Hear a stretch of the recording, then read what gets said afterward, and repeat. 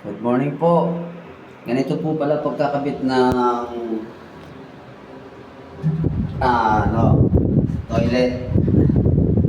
Kailangan po masukatan niyo yung gitna. Malagyan niyo po siya ng guhit. Tapos po, dito po, lalagyan niyo rin po siya ng gitna.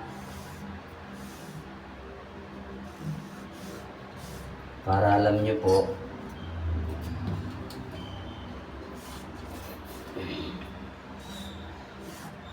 para pag sinalpak niyo po itong bowl,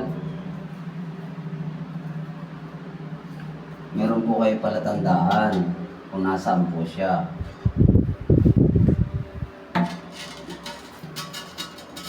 Ito po, oh.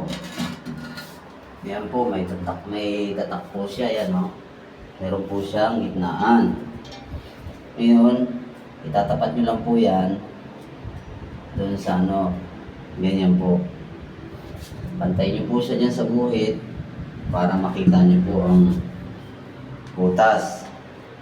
Para po siya ay maayos na po ang lagay niya. Ganyan lang po siya.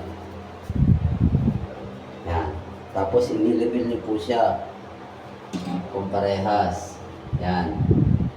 Kung pantay po siya at dito yung pantay. Kailangan po sakto siya. Yan. Ganyan po ang paglalagay po ng kupeta po para maganda po upuan at dire-diretso yung flush ng tubig. Okay na po. Sana po may matutunan po kayo ngayong araw. Subscribe lang po lagi sa YouTube channel ko para po may mga tutunan kayo, kahit kayo lang po ang gumawa,